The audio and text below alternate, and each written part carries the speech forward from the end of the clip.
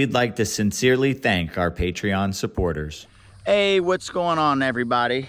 It is a beautiful Saturday morning. I'm still finishing off my coffee. Just fed the fish in the pond.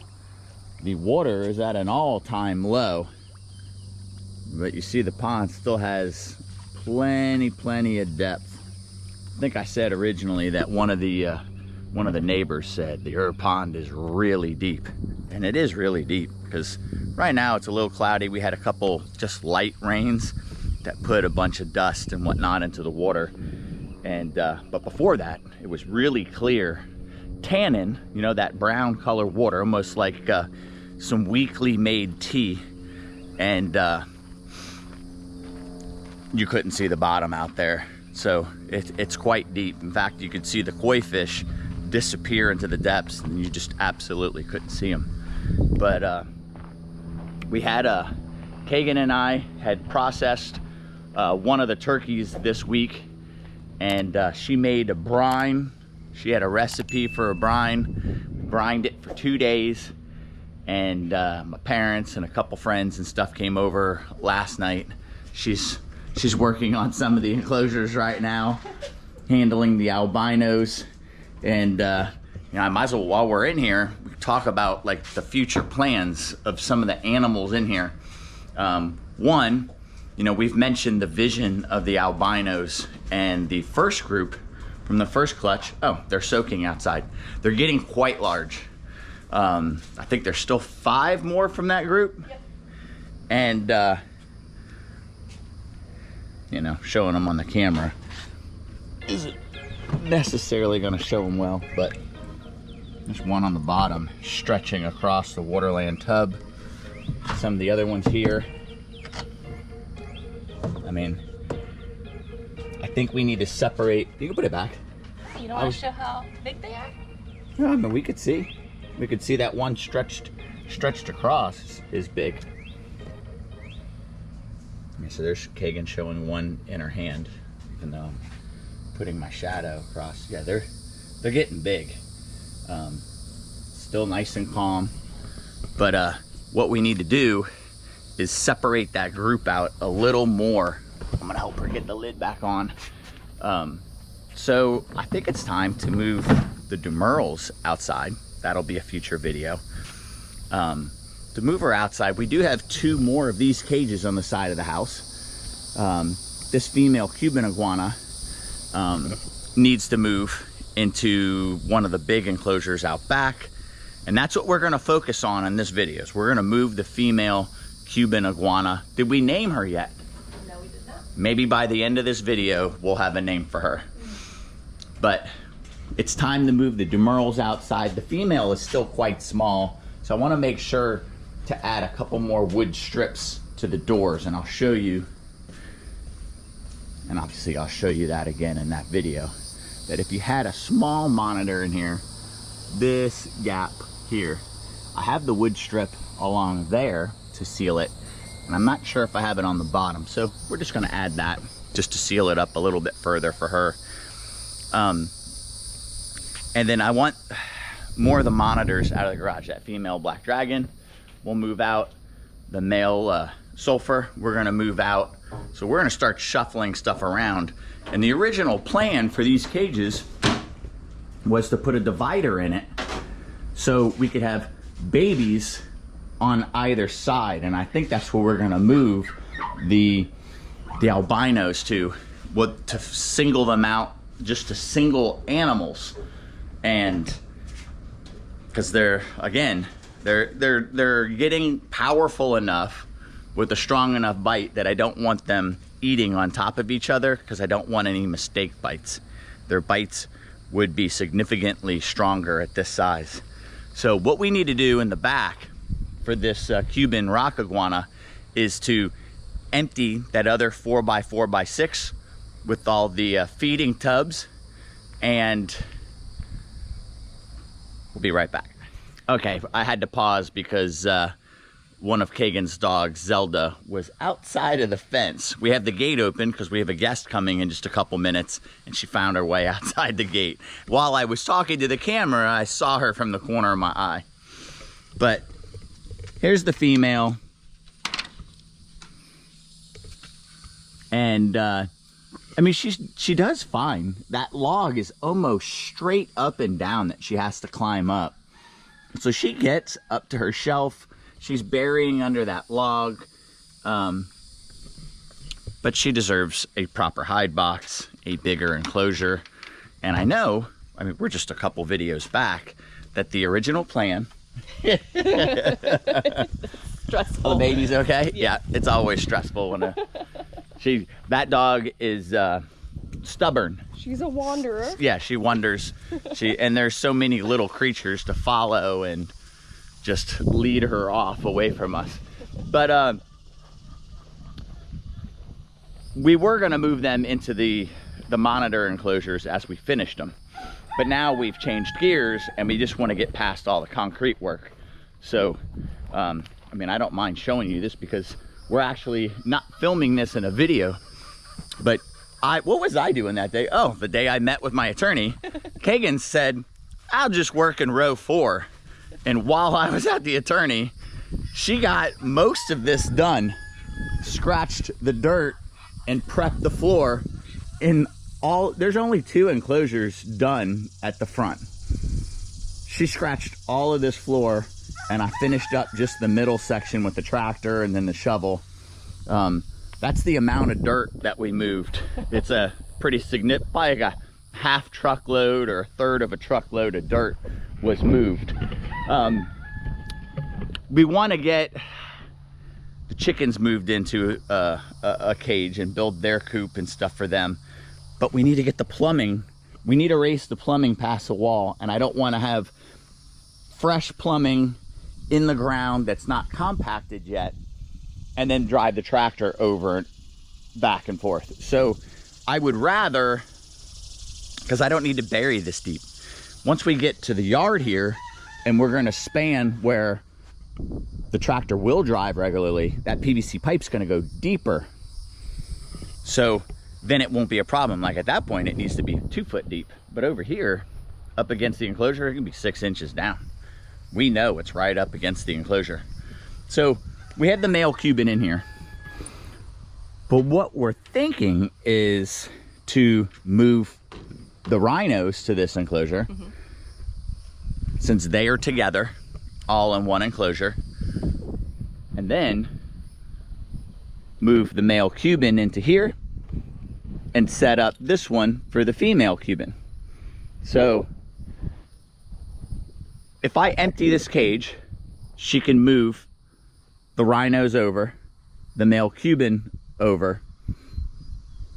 So it could be done. As long as we empty this, we can move it. And then we can start setting up this enclosure. For now, the feed things can just go into the hallway. We mentioned that as a temporary solution in the past video. Just moving them in here. And I'm okay with that right now.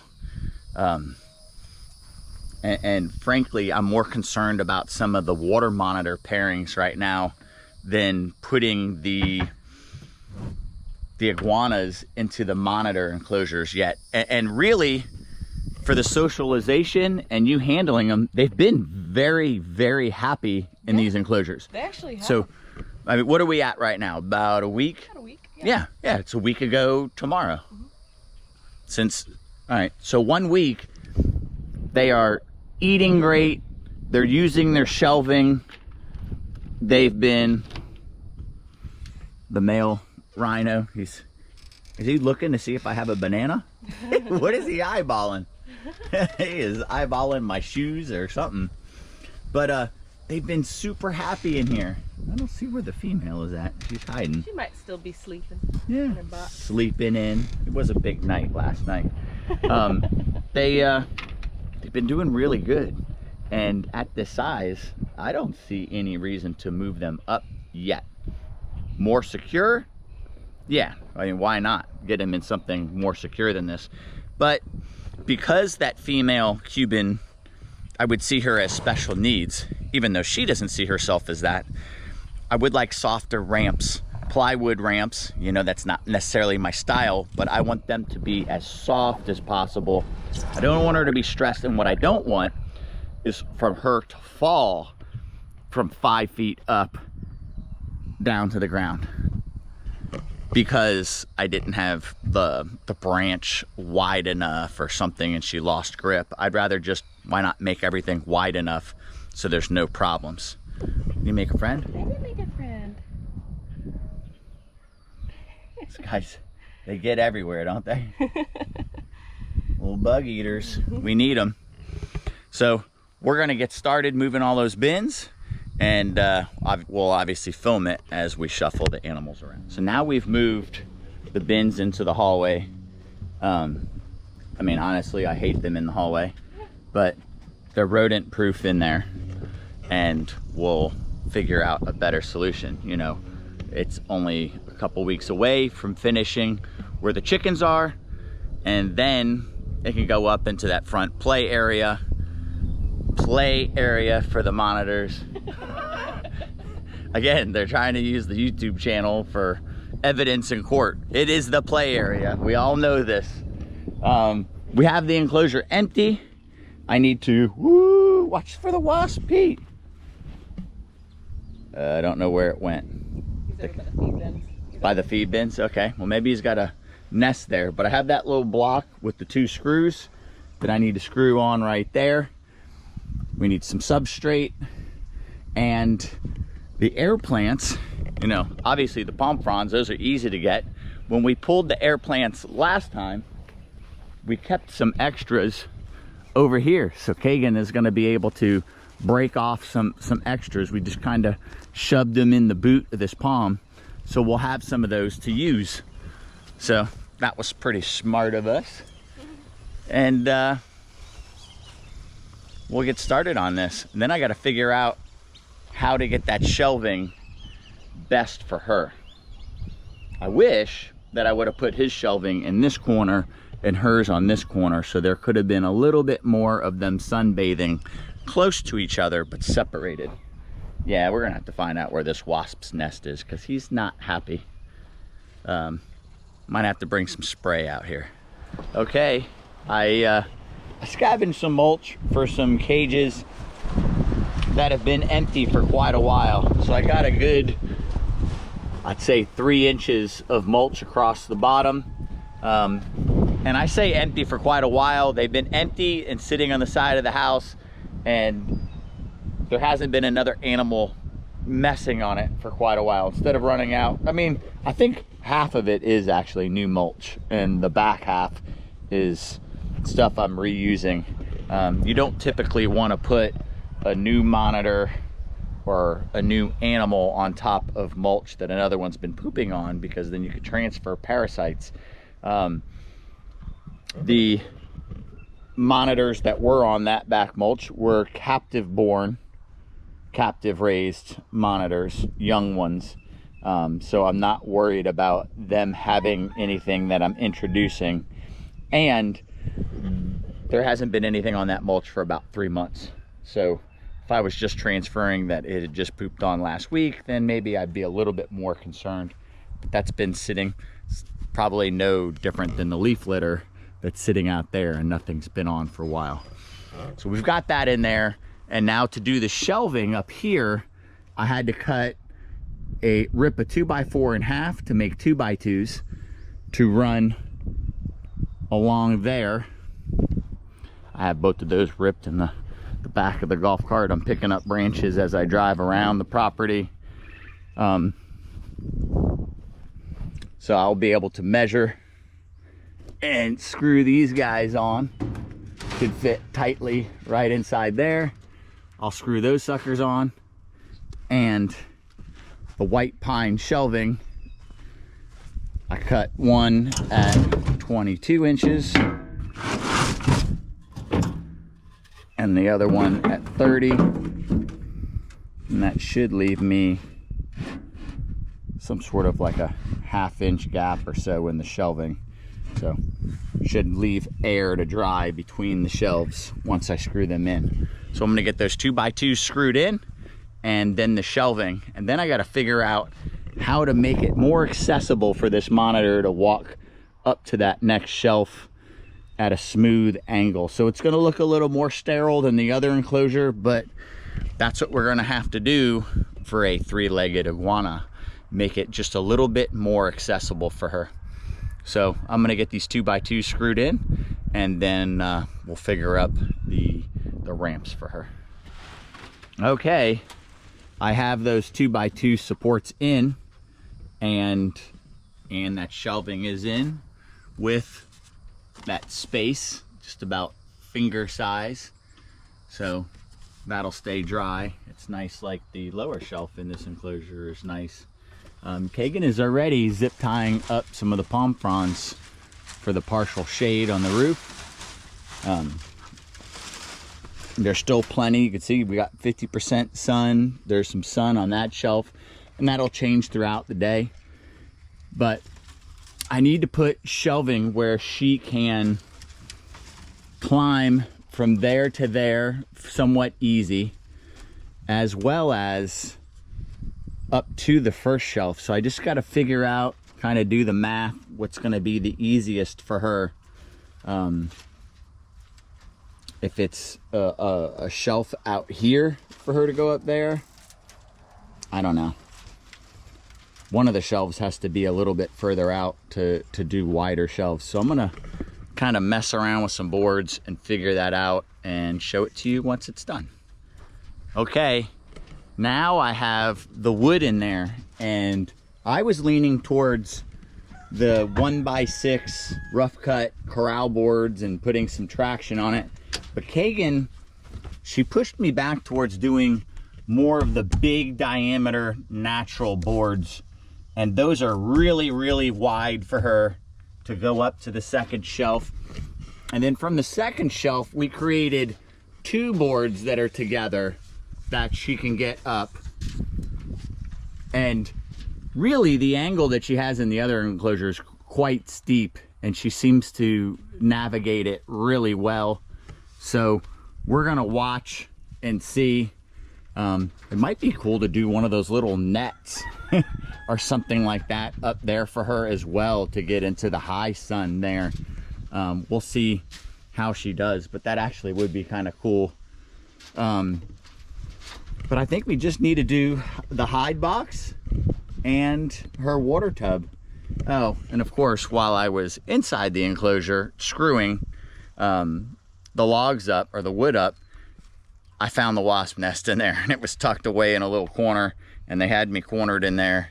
And thank God Kagan ran and grabbed me the hose, and I was able to spray them down with some, you know, if you can imagine this hose sitting out here in the sun, black hose, it can get pretty hot. So the initial spray, it's like fire. It knocked those wasps straight to the ground, and I was able to stomp them out. But they had me cornered in there, so again, I'm allergic to them, so it could have been bad. She's now messing around with the air plants to see if she can't get a little something else in there for her. You know, just like drapes, right? Yeah. Aesthetic, just yeah. Aesthetic. A little aesthetic for her.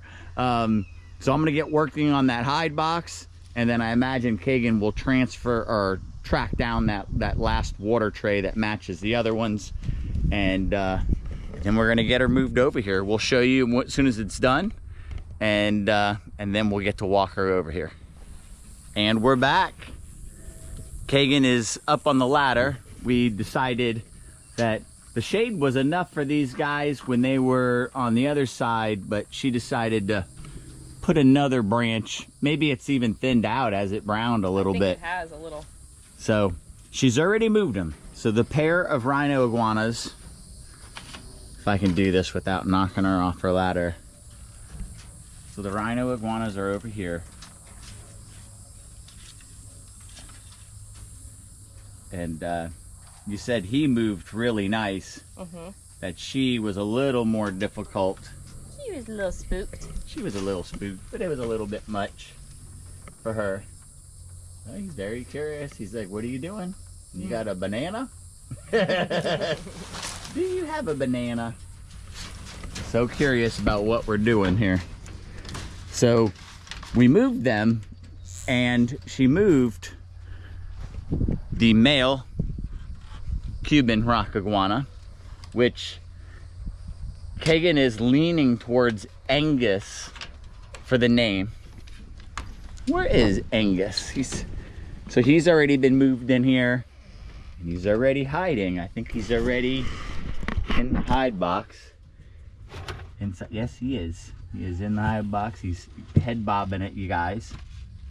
So he's out of the sun. And that way his female will be put right next to him in this other enclosure. And it's totally done. She's got the air plants into the corners. The wood is nice and wide for her to go up. Her hide box is in there. The water is ready for her. I think we're good to go. And we've been discussing names for her. I think I said we were gonna name him, and we're down to 3. And you guys can guess which one I picked, and let me know which one you think is the best. The first name, I'm trying to find out which way the sun, maybe it's the dang hat. Paprika. All right, so he's Angus. Paprika, Nutmeg, or Tres Leges. Did you guys just guess which one I came up with? Kagan's against one, but if you guys vote heavy in that direction, Oh my God. that name is sticking. No. Tres Leges. Well, you weren't supposed to tell him. Oh, yeah, just guess which one I came up with. So now we're gonna move Tres Leges to her new, Quit it. I mean, whatever we decide her name is, to her new enclosure. So we're gonna walk up to the front and we're gonna walk with her all the way to the back. Okay, we're in the driveway. Kagan is slowly reaching in for her.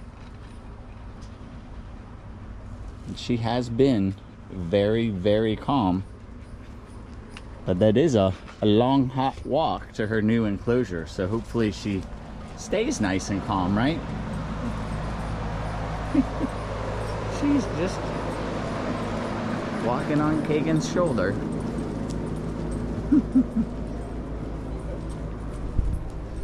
Paprika. Tres Leges. Or Nutmeg. Remember, those are the 3 to pick from. Just saying them again out loud for you guys.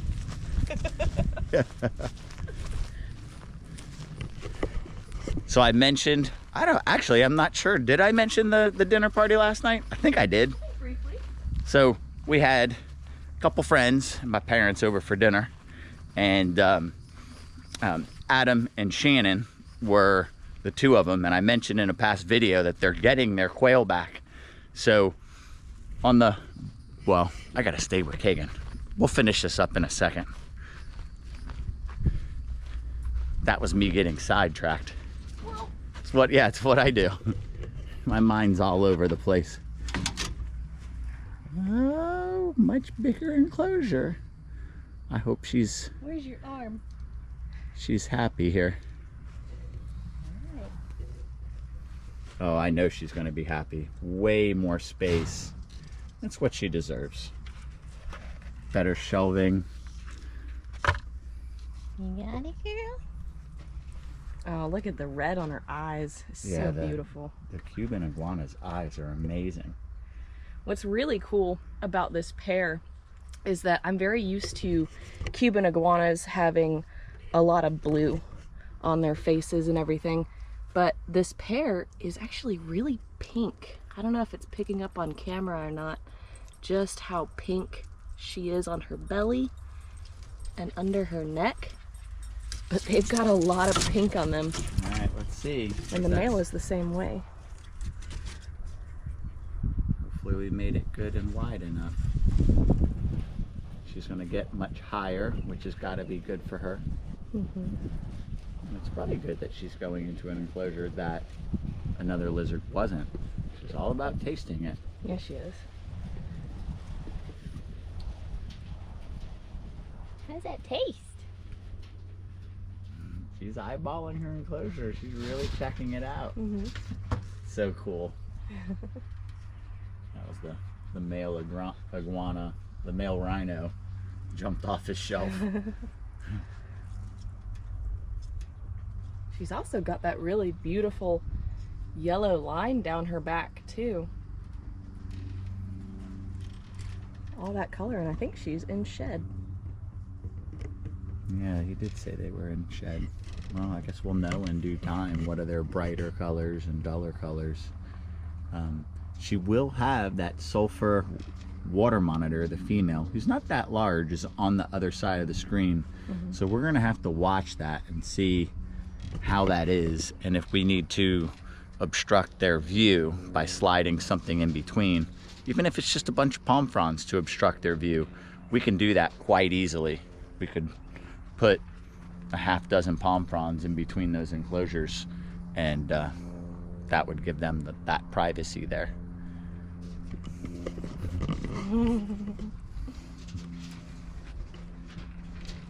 She's really loving it. And so we'll watch also and see what that sunlight looks like throughout the day. And you were mentioning it's even though it's a small enclosure, the floor is sturdy enough that, and it has a support running crosswise, that Kagan can get in the enclosure and actually close the door to do some of your work with them. Yeah. Whereas the smaller enclosure, you're working with an open door. Yeah, I think that's helped a lot, me being able to stand in their space and them just being used to me being there. Yeah. But they've progressed a lot just in the short time that they've been here. Super cool. And it's only gonna get better. And so if I can go back to that other little short story about the quail, I know you guys are always concerned, and we are always concerned about how the animals are being kept. And you know, they've been here for quite a while, and we've been talking about improvement. We have put plywood, as soon as Kagan got here, we got plywood down on the floor for the quail, so they're not just standing on screen. And my buddy Brandon's been breeding quail, and he's been giving us the baby that he's been hatching out. So we have, I don't know, what do we have, 15, 20, 15? I think it's 12. Oh, 12. So we have 12 young ones. Those are gonna be ours. We're gonna raise those up, and Adam and Shannon will be taking back the original group. So we'll have just a couple to start with, which will take a lot of pressure off as far as cage building and stuff like that. I mean, we're enjoying the eggs. Yeah, very smart. Staying in the shade. Because the very first enclosure after the chicken coop, which I was always going to build, will be the quail coop. And it would be the grow out one. And they'll be on this ground right here. Was it 4 feet or 5 feet by 12 feet? That's a significant enclosure for, I think, 20 quail to be. That is a big wasp, very big wasp. He's probably just hunting caterpillars in the grass. But I think that's our big move for today. I think she looks happy. I think so too. Have we shared about how we're gonna do the rabbits too? No, we could discuss that.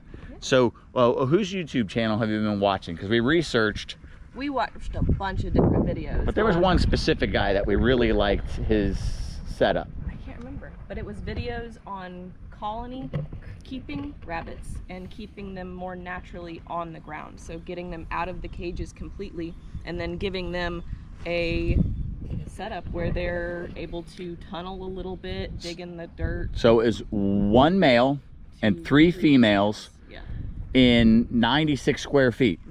So an 8 by 12, which is, what were we were talking about a 20 by 12 to fit all the rabbit stuff. Yeah. So technically we could fit 3 of these colonies, and in that ratio, the babies were raised up with the parents until a certain size. They were running around. So, but he built up, so he had a wire mesh bottom.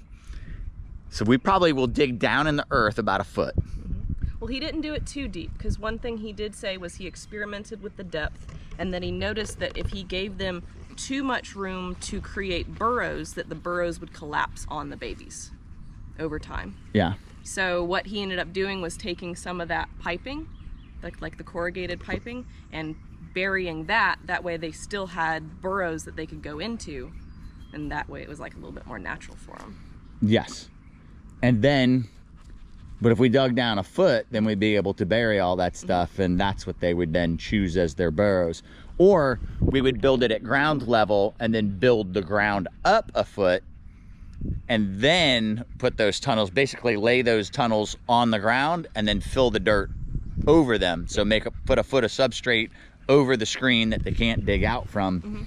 So that's the plan to get the rabbits off the wire mesh.